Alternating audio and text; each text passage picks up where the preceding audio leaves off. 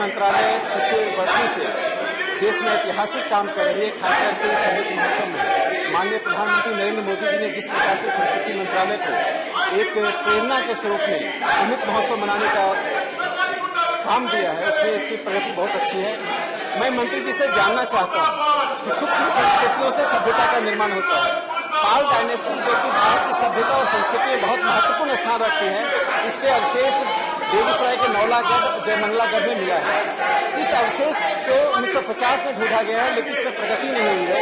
तो मैं जानना चाहता हूं क्या ICHR Indian council of historical research की टीम जाकर इसका अध्ययन करेगी, जिससे इतिहास की पुस्तकों में इसकी जानकारी प्राप्त हो सके। मंत्री जी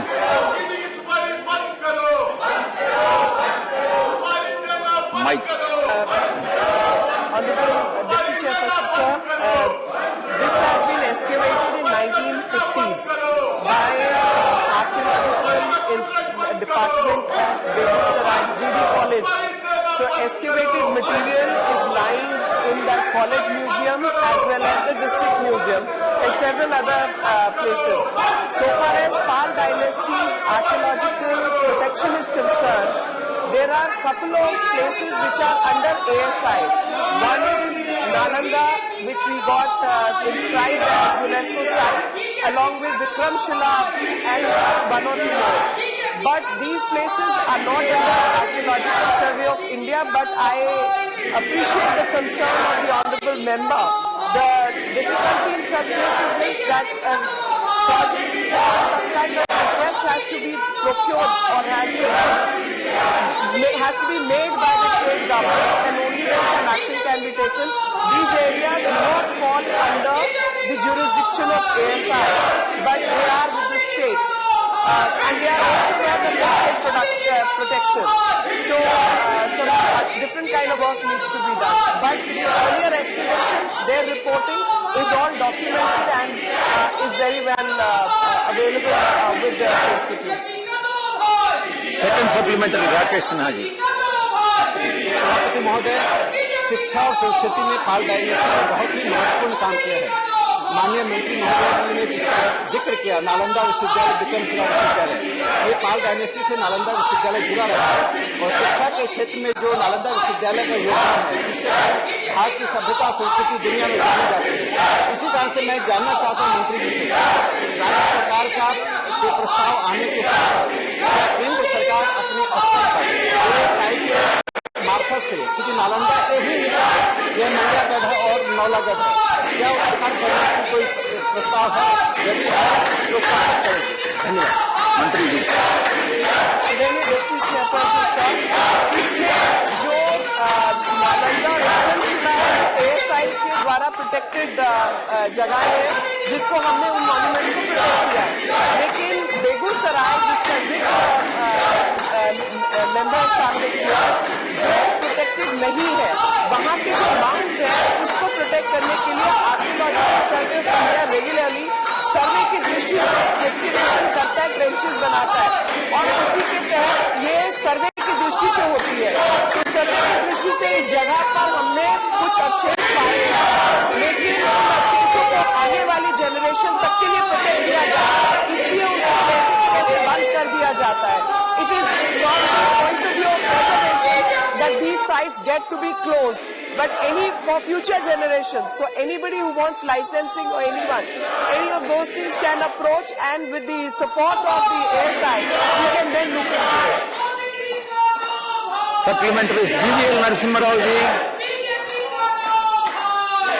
Thank you, Deputy Chairman, sir.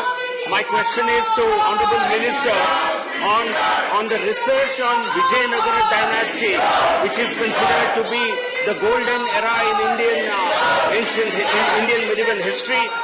So I want to ask her, India was considered to be Sone ki Chidiya, the golden bird during that period. Krishnadevaraya is the most celebrated legendary emperors, and whose 550th year was last year. I had requested the ministry for research on Vijayanagara dynasty and for celebration of the 550th birth anniversary celebrations of Sri Krishna Devaraya as part of Azadi Ka Amrit Mahotsav. and the honorable minister confirmed to me that this will be done. So I would like to request the minister whether there is a time frame in which these celebrations of Sri Krishna Deva Raya will happen. Thank you. मंत्री जी, Deputy Chairman, I do not have any such information available with me. I look into it and pass on the information. So far as Vijayanagar Empire is concerned, and the appreciation of the same goes across with everyone, and we even Hampi is also part of UNESCO heritage site, and we have been preserving that site for a long period of time. But any further research or anything, I do not have any such information. If at all there is anything, I'll pass it on to the member. please, Ramesh ji, you are a veteran leader. You are senior most leader. What is happening in the? See, I'm telling you, आप जो कह रहे हैं वह नियमों के विरुद्ध है. आप जो कह रहे हैं नियमों के विरुद्ध. Please go back to your seat. Nothing will go on record. You are a veteran leader. You are. Please tell your members to go back to the respective seats. Next.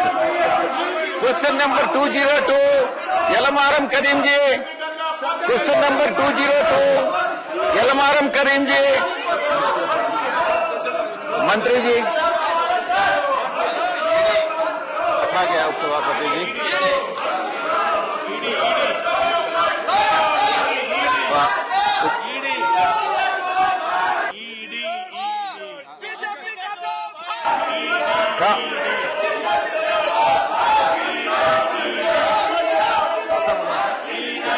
रखा गया. माननीय उपसभापति जी, उत्तर सभापति पे रखा गया है. मेरा ये कहना है कि बहुत महत्वपूर्ण प्रश्न है. देश के असंगठित श्रमिक जो है उनके लिए जो सरकार की कल्याणकारी योजनाएं हैं उसके लिए ई श्रम पोर्टल बनाया गया है. अगर मुझसे पूरक प्रश्न पूछेंगे तो निश्चित रूप से काफी जानकारियां भी मैं देने में आपके माध्यम से उपयोगी होता है. कामाख्या प्रसाद. चेयरमैन सर, मंत्री जी ने You have not availed your opportunity. We have given opportunity to you. You have not availed. When your name was called, you were not. You did not. सरकार में कामाख्या प्रसाद जी, प्लीज. महिलाओं को सुरक्षित करने के लिए व्यवस्था किया है. मैं मंत्री जी से जानना चाहता हूं, वो तो संख्या दी है विस्तृत रूप से, क्या चाय बागानों में जो टेम्पररी वर्कर्स है और असंगठित जो महिला है जो चाय बागानों में काम करते हैं उनके लिए कुछ व्यवस्था है क्या है? तो इस समय वो क्या क्या है, काइंडली इसको थोड़ा विस्तृत से बताएं. मंत्री जी, ने उपसभापति जी, असंगठित क्षेत्र में काम करने वाले सभी कामगारों के लिए सोशल सिक्योरिटी कोड के अंतर्गत व्यवस्था की गई है. सोशल सिक्योरिटी कोड के अंतर्गत इनको वेज वर्कर की श्रेणी में लाया गया है. भारत सरकार के द्वारा असंगठित क्षेत्र में काम करने वाले सभी श्रमिकों के रजिस्ट्रेशन के लिए एक ई श्रम पोर्टल का भी रजिस्ट्रेशन किया गया है. असंगठित क्षेत्र में काम करने वाली महिलाएं भी विशेष रूप से जो प्रवासी मजदूर और डोमेस्टिक मजदूर है, माइग्रेंट मजदूरों का एक अलग से सर्वे इस समय देश में चल रहा है. जो महिलाएं विशेष रूप से डोमेस्टिक क्षेत्र में काम करती है उसके लिए भी लेबर डिपार्टमेंट के द्वारा एक सर्वे करवाया जा रहा है ताकि असंगठित क्षेत्र में काम करने वाली महिलाओं के कामकाज की स्थिति में सुधार किया जा सके. और सरकार को इस सर्वे के जो परिणाम आने वाले हैं, जो सर्वे आने वाला है, सरकार उसको करवा रही है.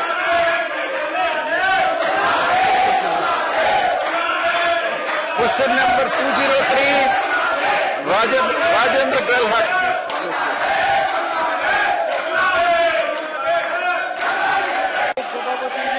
मंत्री जी,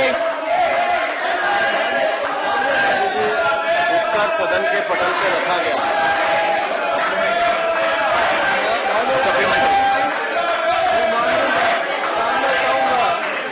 राजस्थान के संपूर्ण जिलों में कर्मचारी बीमा योजना 2016 से 2019